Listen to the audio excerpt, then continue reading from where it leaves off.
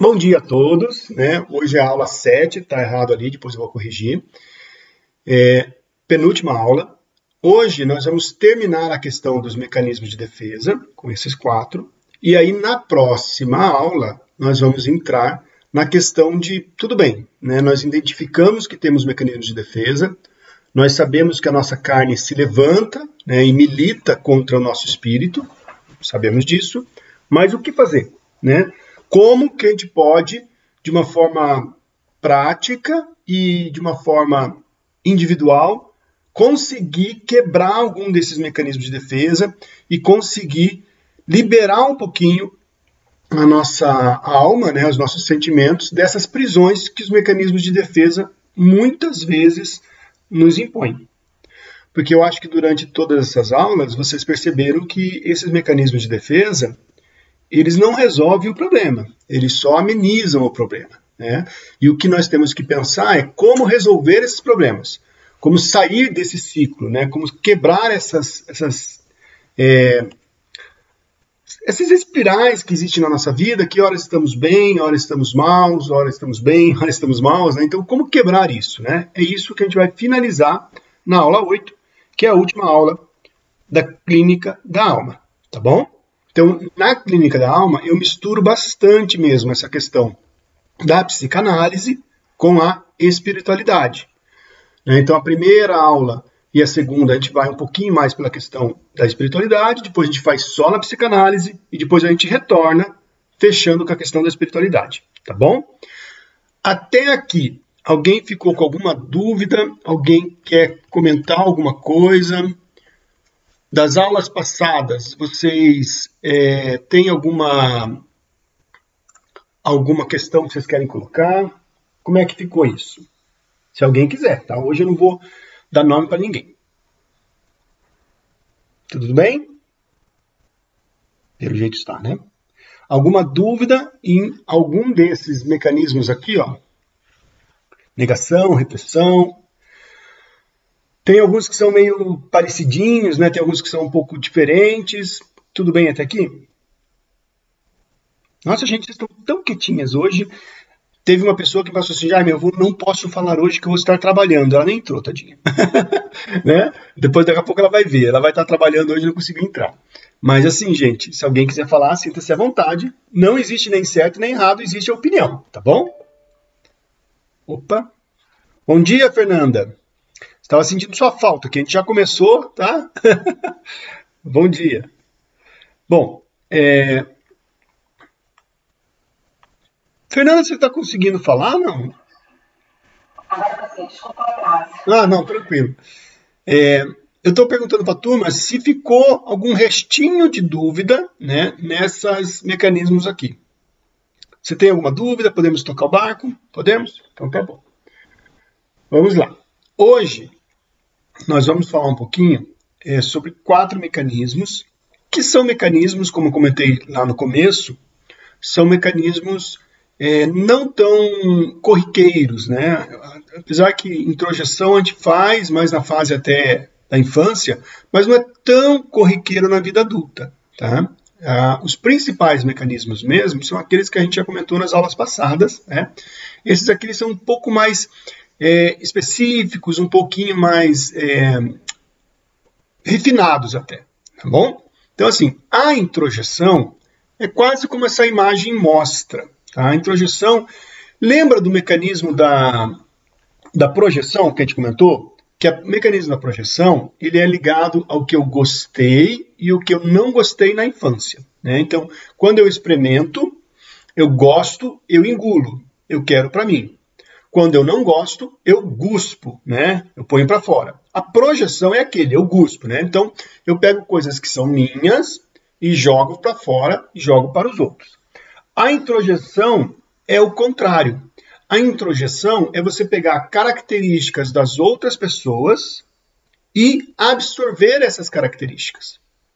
Tá? Você põe para dentro de você coisas que são dos outros. Isso é muito importante na infância, porque na infância a criança é uma esponjinha, né? Então, é por isso que muitas vezes a gente fala que a educação dos filhos ela é muito mais por exemplos, né? Por exemplo, comportamento, conduta dos pais, do que propriamente por palavras, né? Nesse sentido, assim, não adianta você falar para o seu filho, filho, não minta, filho, não bata nos outros, filho, não seja agressivo, se você é tudo isso, porque a criança olha os pais e vai introjetando nela todas as características que essa criança acha de interessante. Tá? Até esses dias eu estava conversando com uma pessoa, existe aquela questão da hereditariedade, né, que vai passando de geração em geração. Algumas pessoas têm aquela característica da maldição hereditária, enfim, né?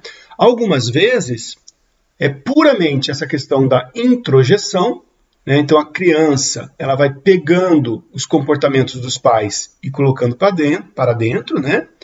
E outras vezes é uma questão da projeção da mãe ou projeção do pai.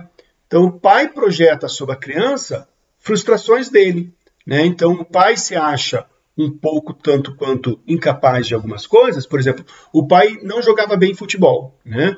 Então, ele projeta no filho. Filho, você não joga mesmo futebol, você não serve para jogar futebol, entendeu? Então, ele projeta no filho aquilo que ele não gosta dele, ele gosta para o filho. O filho absorve aquilo, né? Ele compra aquela projeção do pai para ele e introjeta.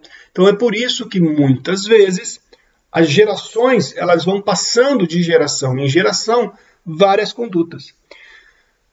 Tem outros aspectos aí que são aspectos genéticos, enfim, né? Aqui a gente está falando de aspectos emocionais. Tem aspectos até espirituais envolvidos, mas aqui é só aspectos emocionais, tá bom? Então, um pouquinho para frente.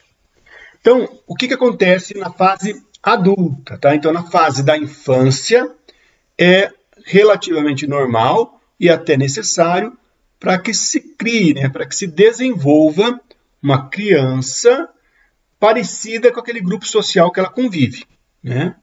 Então, isso é importante na infância. Já na fase adulta, vira uma operação defensiva, tá? Eu vou ler aqui, daqui a pouco a gente explica.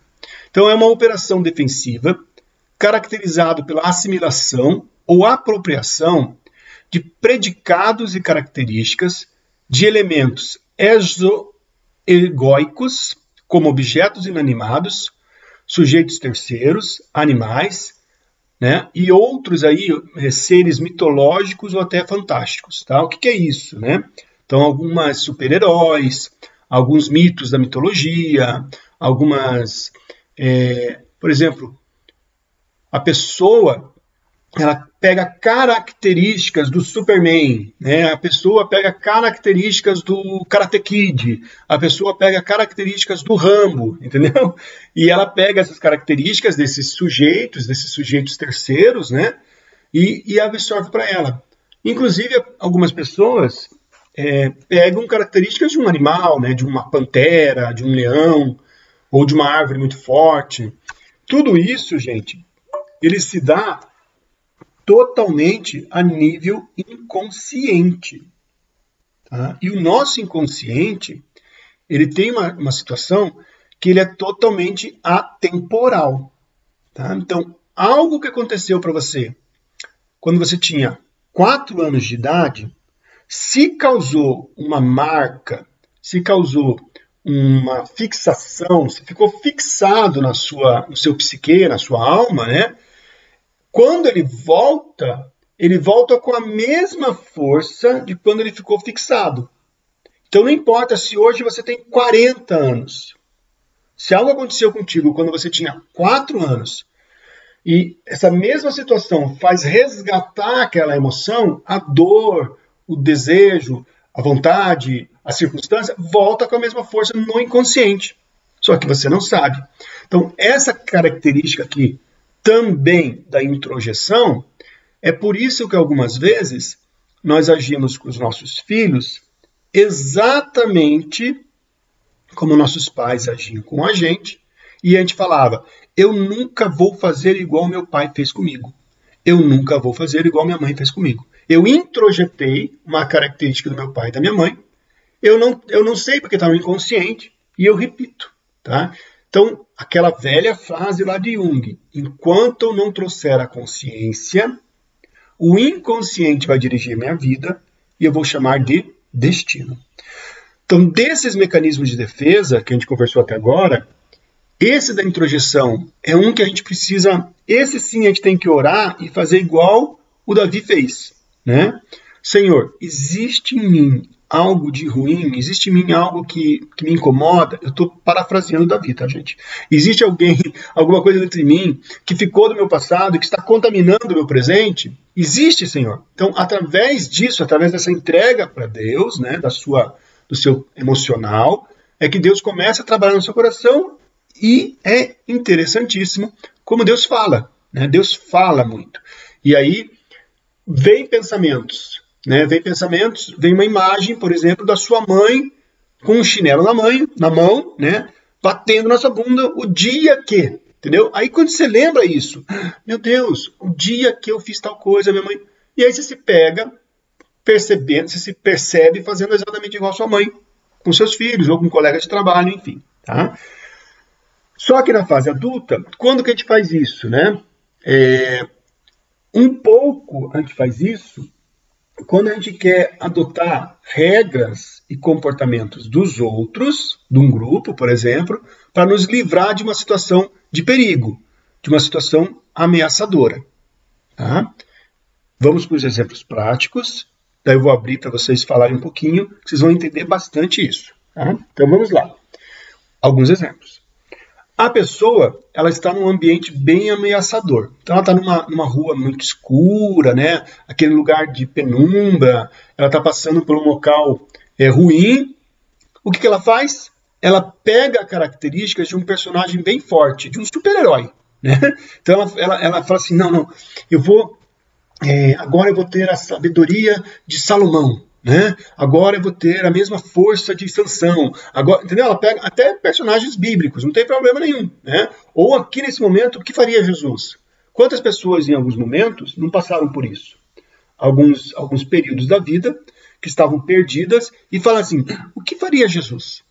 Né? O que faria Jesus nessa situação? Ela está introjetando nela características de Jesus. Daquele Jesus bíblico, né? Que nos responde, né, algumas características do Jesus homem, né, porque Jesus veio ao mundo como homem. Então a gente também introjeta muito isso na nossa vida. Tá? Então é nesse momento que a gente faz introjeção. Quando a gente corre para personagens bíblicos, é ótimo, né? É maravilhoso. Se todo mundo introjetasse personagens bíblicos, estava maravilhoso.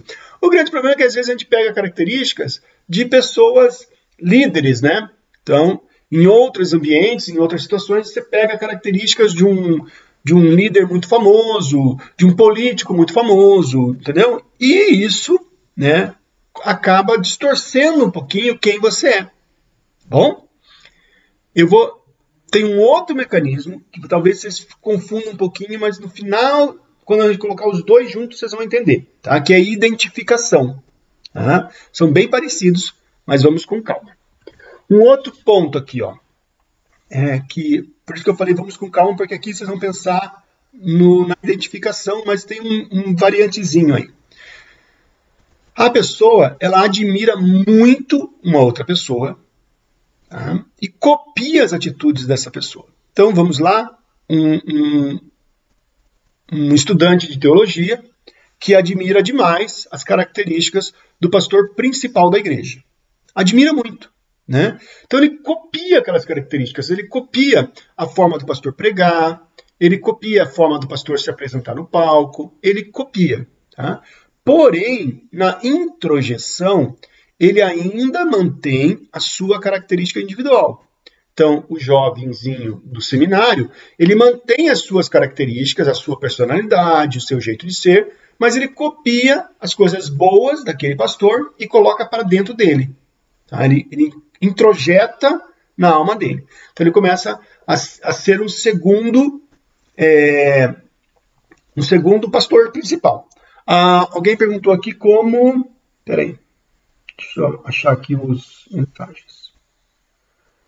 Como diferenciar a inveja da característica de copiar? Tá? A gente já chega lá, tá? Se eu esquecer, você me avisa de volta, tá, Cláudia? Mas a gente já chega lá. E o outro ponto é que ele adota regras sociais vigentes no grupo que está inserido, para evitar ficar fora do grupo. Isso aqui é muito comum com jovens e adolescentes. Então, o jovem e adolescente, para evitar ficar fora da turma, né, para não ser o estranho da turma, ele introjeta aquelas características daquele grupo para evitar não ser o estranho. Tá? Então, também aqui é aquela questão do Salmo primeiro lá, né? Cuidado, não se sente na roda dos escarnecedores. Né? Por quê? Porque você vai introjetar na sua vida tudo aquilo. Tá? E é a mesma coisa quando as mamães falam, filho, cuidado com quem você anda. Filho, esse grupo de gente aí não é bom. Né? E é por isso que nós adoramos quando nossos filhos vão para a igreja e formam lá o grupo de jovens. Né? Porque lá tem um pessoal parecido. Né? Porque realmente na adolescência eles vão introjetando muito as características dos grupos sociais que eles pertencem. Tá bom? Como diferenciar inveja, né? Bom, a inveja, ela é assim, ó. A inveja, Cláudia, muitas vezes, a pessoa, ela na realidade, ela quer destruir o que o outro tem, entendeu? A inveja, no fundo, a pessoa tem tanta raiva daquilo que o outro tem, que a pessoa não gostaria que o outro tivesse aquilo. Tá? Então, a inveja, na concepção bem fechada dela mesma, é isso. A gente confunde algumas coisas, né? Algumas pessoas confundem inveja com eu queria tanto ser igual a ele, ter as coisas dele, mas assim, um ter e um ser com certa até raiva ou certa... Puxa vida, que droga, por que eu não tenho e ele tem? Sabe? Isso é inveja, né? Puxa vida, que droga. Então, ou eu quero ter aquilo que ele tem, ou eu quero, inclusive, que destrua aquilo que ele tem. Entendeu? Então, eu tenho inveja do meu vizinho que tem um super carro, né? Ou, sei lá, do meu primo que tem um super carro. Eu invejo aquilo. Às vezes, o invejoso mesmo, ele fica até com vontade, tomara que bata esse carro no poste, sabe? Isso é inveja. É terrível, né? A inveja, na concepção bem profunda dela, ela é algo horrível, tanto que é um dos pecados capitais que a Igreja Católica coloca, né? Mas é horrível. Então, isso é inveja. Agora, admiração, gostar do jeitão e dizer assim, caramba, esse cara, ele é bom, queria ser igual a ele. Mas assim, uma questão assim gostosa, sabe? Uma questão boa, não uma questão ruim, não uma questão de competição, mas uma questão de aproximação, de desejo, inclusive, sabe? Como eu gostaria de ser parecido com ele, porque ele é um exemplo de vida para mim. Por isso que é a introjeção dos pais. Os pais são um exemplo de vida para os filhos, né? Pai e mãe. Então, puxa, como eu queria ser igual ao meu pai? Como eu queria ter a sabedoria dele? Ou como eu queria ser calma igual a minha mãe? Como que eu gostaria de ser sábio igual a minha mãe? Entendeu? Porque a introjeção é essas características. No meu canal, eu estou fazendo uma série e eu vou falar sobre função paterna e função materna, tá? Que não tem a ver com a questão da sexualidade. Uma mulher, por exemplo, ela pode exercer função paterna sobre a vida do filho, que são naqueles casos onde as famílias são monoparenterais, né? Só tem a mulher dentro de casa com os filhos. Essa mulher, ela faz a maternidade, o papel da mãe, mas ela exerce a função materna e função paterna. Então, quando a mãe exerce características da função paterna, o filho, o filho homem, ele pode querer pegar essas características da função paterna, que a mãe está exercendo, para ele, e introjetar nele. Tá? Então, é por isso que é tão importante entender isso, né? Entender o papel da mãe, o papel do pai, e entender função paterna e função materna, porque a criança introjeta. Nossa, Cláudia, eu falei, não sei se eu te respondi. Fala aí, eu te respondi? Respondeu sim, obrigada. Eu tenho mais uma dúvida. Pode falar. Tá pegando tá. Que é a minha realidade, né? Aqui em casa eu sou separada, então eu acabo fazendo dois trabalhos. Sim.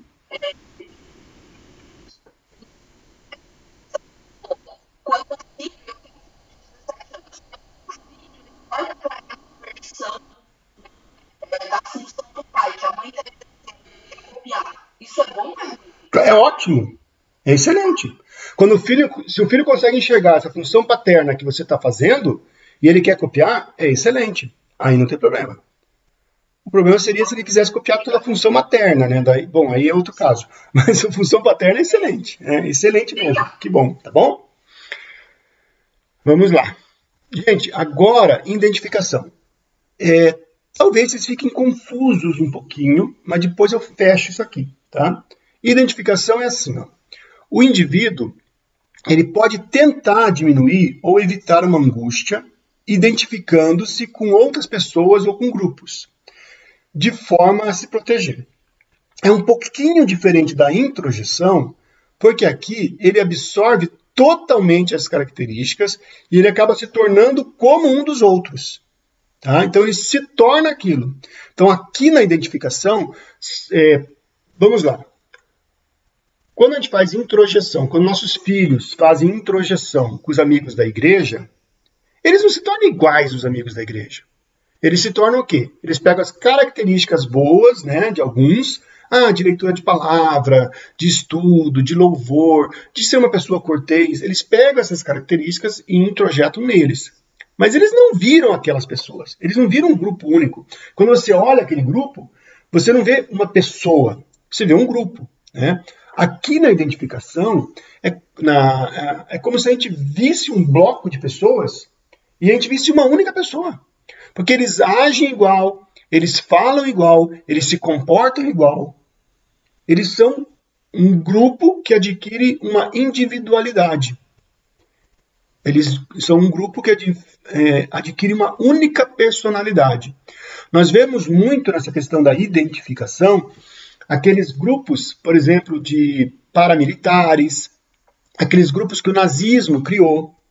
Né? Eles formam uma única coisa. Então você vê 10 pessoas, é como se você estivesse vendo uma única pessoa, porque eles são cópias, eles são idênticos. Tá? Um outro ponto importante da identificação é que também nos protege, e aqui não é o lado ruim, vamos dizer assim, mas nos protege, de certa forma, de ataques de grupos de fora. Então, torcidas organizadas, né? Que é horrível isso, né? Não deveria existir nunca essa questão de ataques de gente de fora. Mas vamos lá. Torcidas organizadas. Eles se identificam tanto, eles se unem tanto como um grupo, que eles viram um bloco de pessoas. Então, aquela pessoa que vem de fora tentar atacar um deles, diz, não, eu vou ter que atacar todos. Porque todos ali são um. Eles criaram uma identificação. Existe uma certa identificação familiar que é saudável. Tá? Então, uma família, ela se comporta de uma forma muito parecidinha em alguns aspectos. Né? Então, as pessoas sabem que ali eu não posso atacar. Por quê? Porque ali eles são iguais, eles são parecidíssimos nesse comportamento. E aqui, quando digo algumas pessoas, se a gente for jogar para o mundo espiritual essa questão, vamos lá, né? Então, um grupo de cristão que se faz uma certa identificação, e na questão da oração, da espiritualidade, eles são eles são uma única, né? É um corpo, né? Eles são um corpo. Então, aqui é legal, porque daí o mundo espiritual sabe que, esse grupo de pessoas, eles são uma única pessoa. Tá? Então, é uma parte saudável aí do processo de identificação. Então, assim, a pessoa ela acaba se sentindo mais forte e mais unida e cria realmente essa massa única e um comportamento único.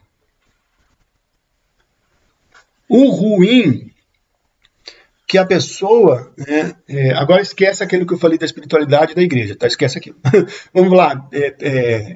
Vamos pensar em grupos de góticos, vamos pensar em grupos de torcida organizada, vamos pensar em grupos de organização criminosa, né? Vamos pensar na parte ruim agora, que eles todos fazem isso. Eles perdem a sua individualidade. E eles acabam tendo um comportamento tão mecânico que eles são uma cópia exata dos outros. Então aqui, gente, não sei se alguém já passou por essa situação de ter um filho adolescente que se uniu, por exemplo, com um grupo de skinheads, que se uniu com um grupo de góticos, que se uniu com um grupo... Sabe esses grupos que existem? Né? Ou alguém que conheça alguém, né? Eu conheço a filha da minha vizinha que o filho fez isso. Por isso que é tão complicado você chegar para essa pessoa e ficar batendo nessa pessoa, dizer assim, sai daí, não faça isso, porque ela está tão identificada com aquele grupo que ela se tornou uma com o grupo. Então é por isso que é tão difícil você conseguir resgatar essa pessoa desse grupo. Tá? Óbvio que consegue, mas é um outro processo bem mais delicado.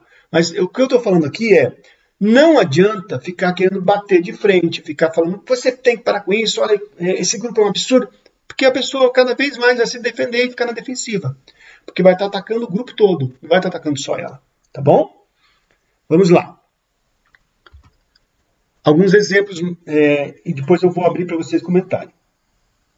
O sujeito, ele se identifica como um grupo de pessoas, né, uma massa de gente, e começa a agir todos das mesmas formas.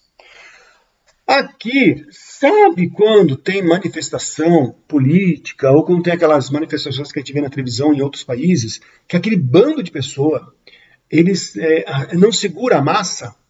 Sabe quando aquela massa de gente começa a agir, por exemplo, depredando um patrimônio público, um banco, e começam a quebrar, fazer aquela quebradeira toda.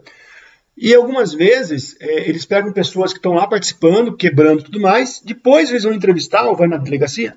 Por que você fez isso? A pessoa diz, caramba, eu não sei, eu agi na loucura. Eu não sei porque eu fiz isso. Entendeu?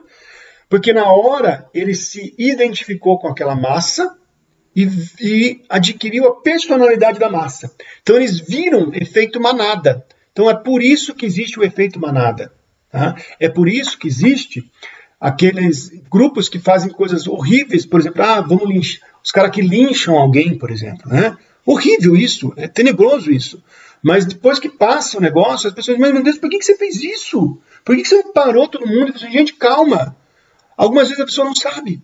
Assim, gente, eu sei lá, eu não sei o que aconteceu. Eu só sei que quando eu vi, eu estava envolvido naquilo tudo e agindo exatamente igual aquele pessoal. Isso é um comportamento, gente, também inconsciente e, de certa forma, por isso que a gente tem que tomar muito cuidado para não se deixar levar por essas situações, não entrar nisso. Porque se a gente entra nisso, algumas vezes a gente perde o controle mesmo das nossas emoções, a gente acaba embalando no mesmo barco, a gente vai da mesma forma, efeito manada. Tá? Eu coloquei aqui igreja, né? E eu vou explicar isso para vocês de uma outra forma agora do que eu falei agora há pouco. Existe uma frase que eu acho interessante. Tem pessoas que estão no meio da multidão, né? Tem pessoas que estão adorando de verdade a Deus, então estão no meio da multidão. Tem adoradores de verdade, né? Tem adoradores. E no meio da multidão, algumas vezes, nós encontramos pessoas que estão copiando a forma de adoração do outro. Né? E a Fernanda falou muito bem isso. O problema é a religiosidade. Né? Isso é um problema. Então a pessoa está ali no meio de uma... Então a pessoa vai em um determinado tipo de movimento, né? E está ali, e está todo mundo aleluiado, né? Está todo mundo aleluiado, todo mundo... E ela está ali assim, meu Deus, comigo não está acontecendo nada. Sabe o que ela faz? Ela se identifica com o grupo e vai junto. Entendeu? E vai junto mesmo. E a pessoa nem teve uma questão de uma espiritualidade mesmo. Ela nem sentiu Deus falar com ela. Ela simplesmente foi junto. Foi junto. Tá bom? Vou passar mais um, daí vou abrir para vocês falarem. Outro ponto. É um líder de uma igreja grande, né, dessas igrejas, mega igrejas, que ele cria nos seus liderados exatamente a mesma forma de pensar, de agir, de postura. Eles ficam exatamente iguais. Até a fala fica parecidíssima. O modo como fala, o jeito de falar. Aqui pode ter um lado bom e um lado ruim. A gente já falou sobre isso, o menino seminarista, por exemplo, que vê o pastor principal. Mas aqui ele é um lado mais pro ruim dessa identificação, porque a pessoa perde a sua individualidade e ela passa a agir exatamente como o outro age. Tá? Então, eu vou por exemplos aqui. O José é o pastorzão principal, ou o bispo, ou o apóstolo, enfim. Esse é o pastorzão principal, o José. E o João é um pastor que está entrando na igreja, ele começou a absorver todas as características do José de tal maneira que João ele não é mais João. Ele é um Josézinho, entendeu? Ele é um mini José. E isso não é bom. Até quando a gente se torna discípulos de Cristo, que a gente se torna pequenos cristãos, mesmo assim nós ainda carregamos com a gente as nossas características individuais. E Deus gosta disso. Inclusive, muitas vezes ele diz, mas por que eu sou assim? Deus te criou assim, Deus gosta do jeito que você é, Deus gosta da tua forma de agir, né? E aqui não, a pessoa perde as suas características únicas, individuais. Ela vira uma outra pessoa. Ela se identifica com o outro e vira o outro. Vamos lá. Eu sei que introjeção e identificação, eles são bem parecidos com essas nuances, né, de diferença. Vocês entenderam, gente? Quem entendeu, o que entendeu? Não fiquem tímidos.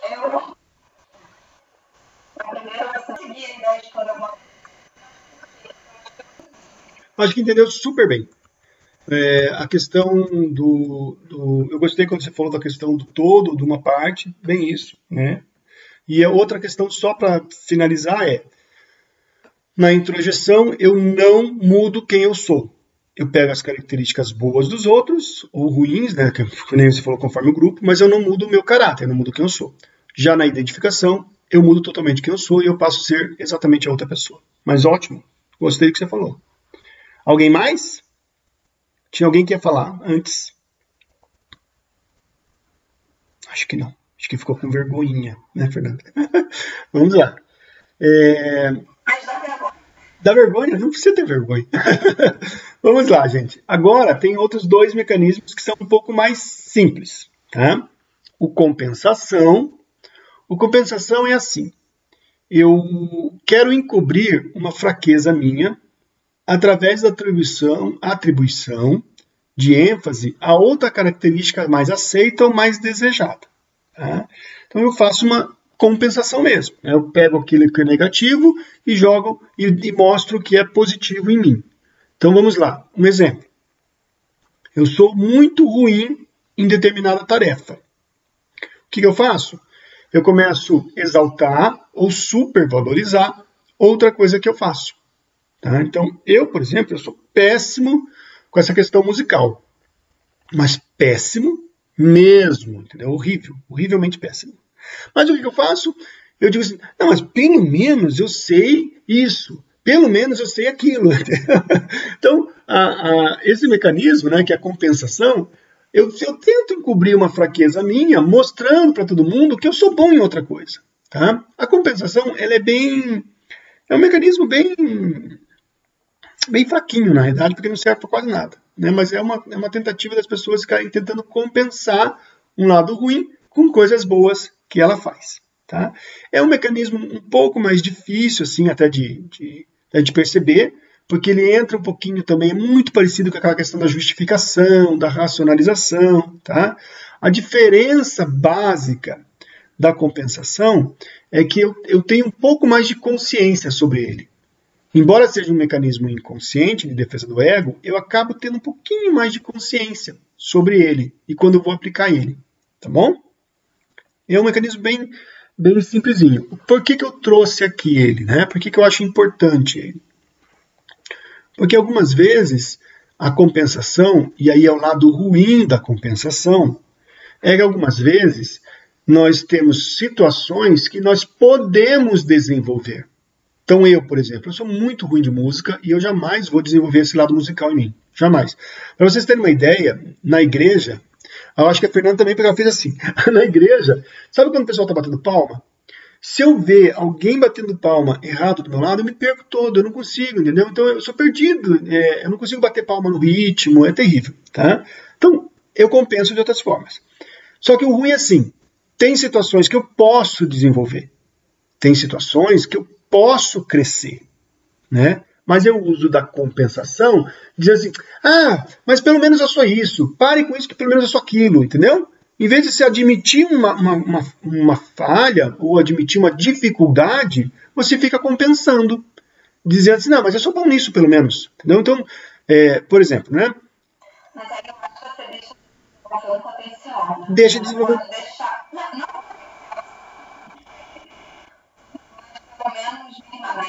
Sim, pelo menos alguma coisa nessa área. Vamos lá, né? O marido que não sabe cozinhar, tá?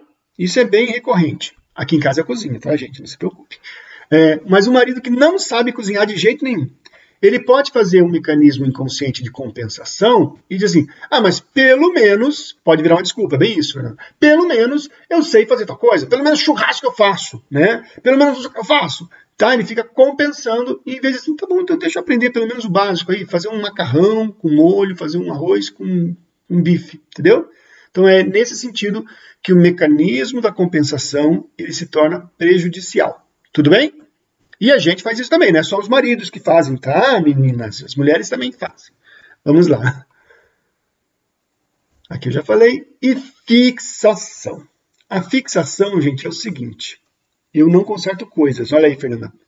Daí fica, eu não conserto, eu não troco lâmpada, né? Aprende, velho. A fixação ocorre quando uma pessoa, em seu desenvolvimento, não progride de maneira normal, parando em uma fase do seu desenvolvimento. Eu posso imaginar a mente de vocês agora, né? Mas peraí, isso aí não é regressão? Que você falou lá atrás? Qual é a diferença da fixação e da regressão? A regressão, nós usamos como um mecanismo de defesa do ego em alguns momentos da nossa vida. Então, eu tive um dia muito ruim, um dia que todo mundo brigou comigo, eu vou para casa e deito debaixo das cobertinhas e fico que nem um neném, né? Ou uma outra situação, está tendo uma discussão entre marido e mulher, por exemplo, a pessoa faz uma vozinha de criança, a pessoa se diminui, a pessoa, mas pare com isso, tal, sabe? E isso é regressão. Ela regride, a gente já conversou. A fixação, a pessoa não tem essa questão do desenvolvimento adulto e de vez em quando regride para a fase da infância. A pessoa parou na infância, entendeu? A pessoa é um grande bebezão. Então a fixação são aquelas pessoas que realmente pararam em alguma fase da vida delas. E aí essa que então é diferente da regressão. Lembra quando eu falei na regressão? Uma mulher aí de 60 anos que às vezes sai na rua vestida que nem uma menina de 15, né? Isso é uma regressão. Porque ela regrediu para uma fase lá de trás. Agora, a fixação, essa menina de 15 nunca se vestiu como uma mulher de 40, de 30, de 50. Ela tem 30, 40, 50, mas sempre se vestiu como uma menina de 15. Ela passou a vida inteira se comportando como uma menina de 15 anos. Ou um menino, né, um rapaz, passou a vida inteira se comportando como um grande bebezão. A fixação tem tudo a ver, Cláudia, com aquele vídeo lá da mamãe. Né? Embora a fixação ela seja um mecanismo de defesa do ego da pessoa, aqui tem um componente muito forte, é que por trás dessa fixação existe um papel de maternagem ou uma função materna não muito bem elaborada. Tá? Então, a mãe não conseguiu elaborar bem a sua função materna, o pai não conseguiu fazer aquele corte que existe de simbiose entre mamãe e bebê, e houve a fixação. A pessoa ficou fixada numa fase. Isso ou, por exemplo, a pessoa tinha 15 anos de idade e aconteceu uma determinada situação na vida dela, por exemplo, um abuso sexual, tá? Aquilo foi uma dor tremenda para ela, que ela fixou ali e ela nunca mais cresceu. Tá? Ela ficou parada naquela idade. Ou uma pessoa que ouve, né? Quando você crescer, você tem que parar de ser assim, porque você não sei o quê, porque você tem que crescer, você tem que... vai trabalhar. A pessoa se fixa numa idade com medo de virar adulto. Tá? Então a pessoa tem muito medo de virar adulto e assumir as responsabilidades de adulto. Porque tem várias responsabilidades de adulto.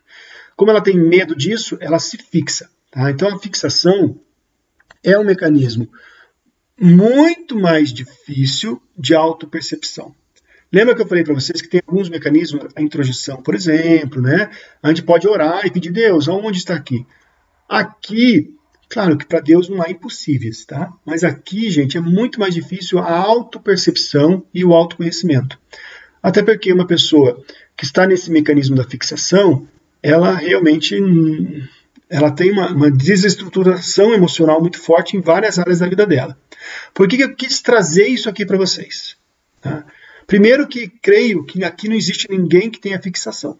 Pelo que eu já vi de vocês, a gente já conversou. Mas a gente encontra pessoas assim na nossa vida. Pessoas fixadas. Tá, não perde a pergunta não, tá? A gente encontra pessoas fixadas, né?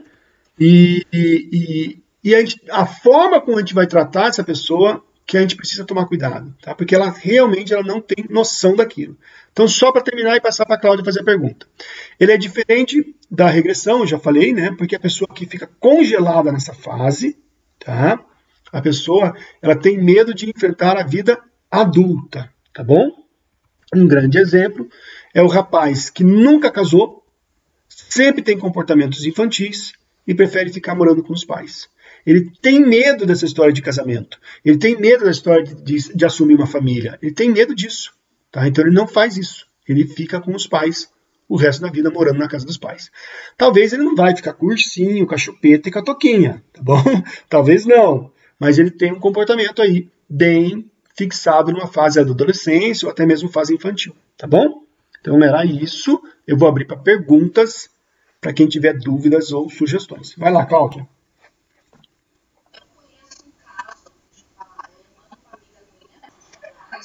Certo. Cláudia, é assim, ó, é uma das situações mais complicadas que tem. Porque qualquer pessoa, mesmo quando a pessoa chega no profissional, se não existe o desejo de mudança, a pessoa não muda. É por isso que às vezes eu falo, tem mulheres que me ligam e falam assim, ai, não aguento mais meu marido, porque não sei o quê, eu vou marcar uma consulta para ele e você. Deu assim, tá, mas teu marido quer? Como assim? Não, teu marido quer marcar essa consulta e teu marido quer ir nessa consulta. Porque se teu marido não quer, é um pouco mais complicado. Entendeu? Porque aí é a mulher tentando mudar o marido. Entendeu? Não parte do marido tentar mudar. Então é mais complicado. Então assim, o que você pode fazer, Cláudia, nessa situação? Primeiro que é só um profissional mesmo, para tentar resolver isso. E segundo que mesmo o profissional vai ter dificuldades. Tá? Não é tão simples assim, gente. Vai ter dificuldade de lidar com isso aí. Até porque existe anos e anos de comportamento aprendido, tá? Anos de comportamento aprendido. Existem hábitos enraizados aí de uma forma muito forte. E existe um outro negócio que são os mapas mentais que foram criados na cabeça dessa pessoa, que já existe ali um caminho neural que leva a pessoa a ter sempre essa mesma conduta. Tá? Então, por isso que é bem difícil. Tá? Porém, não é impossível. É um trabalho um pouco longo de reconstrução do ego, ou seja, de reconstrução da identidade dessa pessoa. Tá? Agora, como você pode ajudar? Não fornecendo respostas, mas fazendo a pessoa pensar. E isso é uma dica válida para várias coisas. Não adianta nada você chegar para o teu marido ou para alguém que você conhece e falar assim, você é muito chato, você não sei o quê, porque você tem que mudar nisso, você tem que mudar naquilo, você tem que mudar naquilo. Sabe o que vai acontecer? A pessoa vai se fechar. Porque ninguém gosta de críticas. A crítica, ela cria uma barreira, ela cria um escudo de proteção. Agora, quando você faz a pessoa pensar, então você chega na pessoa e faz assim, escuta, você já parou para pensar? Você já não fala assim, mas Cláudio, estou tentando pensar agora aqui, tá? Vamos lá. Escuta, você percebeu a dinâmica da tua família? O que você acha da dinâmica da tua família? A pessoa vai assim, não, eu acho normal. Você acha normal? Acho. E você, por alguma vez você já pensou em casar? Sei lá, você vai tendo que fazer perguntas para essa pessoa, para fazer essa pessoa pensar, tá? É que agora eu não liguei meu modo analista aqui, tá, Cláudia? Estou com o modo meio professor aqui, mas deixa eu pensar aqui. Você entendeu? Mas assim, é fazer perguntas abertas, não perguntas fechadas, tá? De sim ou não. Faz pergunta aberta, envolvente e que faça a pessoa, no mínimo, pensar depois. Porque a pessoa não vai te responder na hora, entendeu? Mas você vai colocar, pronto, lembrei o que eu queria falar. Você vai colocar pulga atrás da orelha da pessoa, entendeu? Ele vai dormir de noite e vai dizer, meu Deus, a Cláudia falou aquele negócio para mim. Será que é verdade aquele negócio que a Cláudia falou para mim? Entendeu? Quando você coloca essa pulga atrás da orelha da pessoa, aí funciona. Tá? Agora, se você chegar lá e dizer assim, vocês dois estão fazendo um processo de identificação, de introjeção, e você está... Ai, fugiu a palavra aqui. Deixa eu voltar. Fixação. Desculpa. Né? Você está na fixação com a sua mãe, porque isso não pode, porque isso não é bom. Não vai funcionar. Entendeu? Só vai afastar mais e criar mais bloqueio. Tá bom? Tá bom, obrigada. De nada. Pessoal, dos mecanismos de defesa, hoje a gente já falou todos eles. Todos temos mecanismos de defesa. Vou repetir isso aqui. Tá? Todos temos. Por quê? Porque são formas da carne que se levantam. Agora, o que a gente tem que fazer é identificar esses mecanismos e, de certa forma, trabalhar esses mecanismos. Amor, você quer falar alguma coisa? Não, hoje tá Hoje ela está de ouvinte. Então tá bom. Gente, então alguma dúvida? tá aprendendo com a gente, né, Jane? Não, ela sabe mais que eu, é que ela é mais tímida do que eu.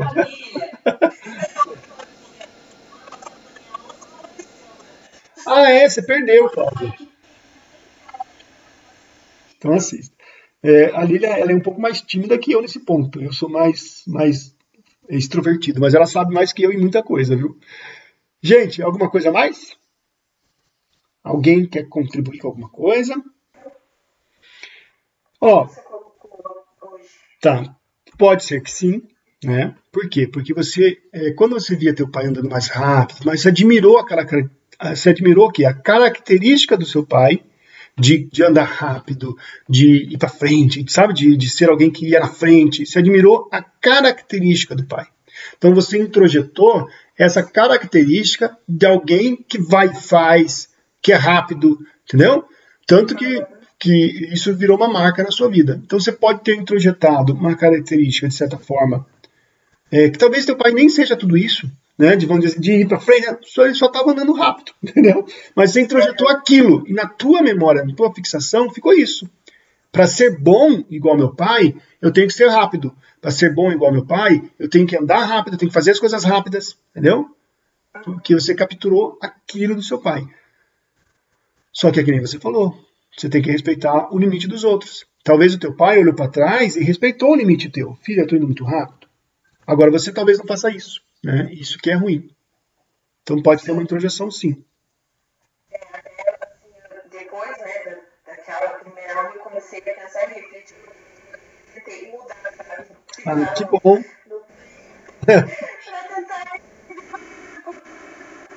Que bom. Mas é importante. Por isso que, gente, é legal assim, ó. Essas aulas da Clínica da Alma, por isso que é bom participação. E por isso que eu fico cutucando de vez em quando algumas pessoas. Porque além do conteúdo, o conteúdo, se vocês fossem atrás mesmo, vocês iam ver uma aula do YouTube, vocês iam ver. Mas o legal daqui é essa coisinha que a gente faz de abrir aqui para vocês falarem, para vocês tirarem dúvidas. Porque quando um ouve o problema do outro, a pessoa diz, ah, que interessante, agora que eu me toquei porque eu faço isso, sabe? Então por isso que eu gosto tanto que vocês participem. Eu acho que eu tive